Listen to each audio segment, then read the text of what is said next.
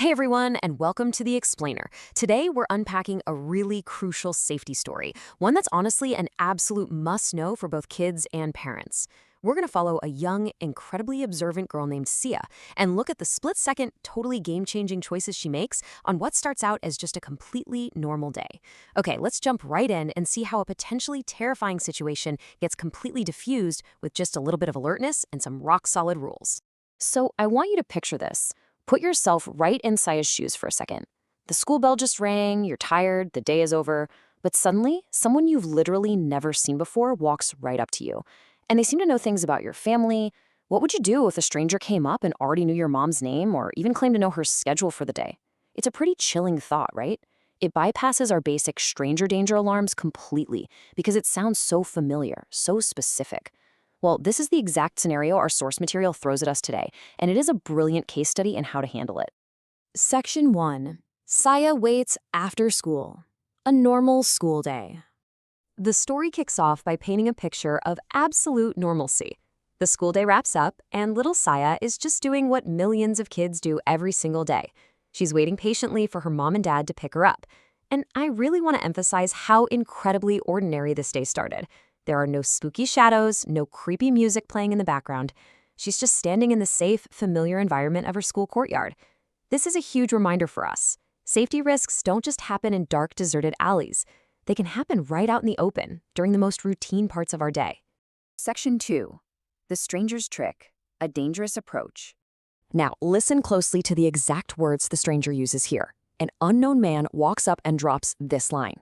"Sia, your mother sent me to take you home. She has some work. Come, I will drop you home in my car." Look at how calculated that is. First, he uses her name, Sia, trying instantly to fake a sense of familiarity. Then, he throws in a totally plausible excuse, saying her mom has some work. And finally, he offers a super easy solution, a ride in his car.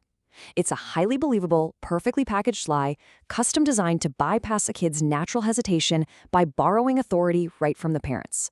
But here is where Sia's situational awareness kicks into high gear. The text points out one simple, glaring reality.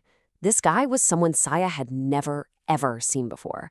So despite his friendly tone, despite him dropping her name, and despite this whole elaborate story about her mom's work, the fundamental truth hadn't changed. He was a 100% complete stranger. And that is the ultimate red flag. It's so easy to get distracted by someone acting confident, but Sia locks onto the core fact. I don't know who this person is. Moving to Section 3. Sia remembers the rules, thinking quickly. So, the absolute crucial point here is the pause. Sia doesn't just blindly react. She literally stops and thinks. The source material tells us that in this exact high-pressure moment, the teachings from her parents and her teacher suddenly echo in her mind. The rule is simple. If a stranger says they've come to pick you up, never go with them without confirming with the school teacher or your parents. This is just a brilliant example of the power of preparation. Because she was taught this rule way before the emergency ever happened, she had a mental script ready to go. She didn't have to invent a way out on the spot, she just had to stick to the rulebook. And because she has that mental script, she fires back with this amazing, confident response. She looks right at the stranger and says, "No, I will ask my madam first." Man, I absolutely love this. It's polite, it's firm, and it completely stops the guy's plan in its tracks. By asserting that she's going to fact-check his story with an authority figure, her teacher, she instantly strips the stranger of all his control over the situation. It is literally a flawless execution of a safety rule. Section 4. Checking with the teacher. Verifying the story. So, the story breaks down Sia's reaction into 3 super clear steps, basically giving us a masterclass in how to handle this. Step 1, she goes straight to her class teacher. No hesitating, no wandering off, she takes immediate action. Step 2, she tells her everything. She relays the stranger's exact claim without leaving anything out. And step 3, the teacher steps in and contacts Sia's parents directly. This chain reaction, this is exactly what we want to see. Sia expertly shifts the burden of verification onto a trusted adult, which is exactly where it belongs. And wow, does this ever illustrate why verifying is absolutely non-negotiable? Just look at the contrast here. On one hand, you have the stranger's claim, "Mom is busy, sent me with a car." Sounds totally real, right? But then, on the other hand, you have the actual truth revealed by that phone call, "Parents sent no one." Her parents hadn't asked a single soul to pick her up. By stacking up that dangerous lie right next to the safe truth, it proves beyond a shadow of a doubt that you just cannot trust an unverified adult's word, no matter how convincing they might seem. Thankfully, the narrative wraps up with this massive collective sigh of relief. Because she made the smart call, Saya stayed safe. And the text makes sure to note that her alertness earned her some serious, well-deserved praise from both her parents and her teacher. And rightly so. It's absolutely a moment to celebrate. She spotted a threat, remembered her training, and executed her safety plan without missing a beat. Section 5. Golden Rules for Safety. Important Lessons. Okay, let's distill this down. The source text actually hands us the moral of the story on a silver platter, broken into 4 incredibly clear rules.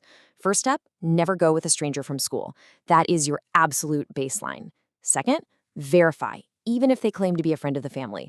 This is the exact tricky situation Saya navigated. Familiarity does not equal safety unless it's verified. Third, report unusual situations to a trusted adult immediately, just like Saya did with her teacher. And fourth, the big one, the overarching principle. Your safety is the most important thing. You never, ever have to worry about being polite to a stranger if it means putting yourself at risk.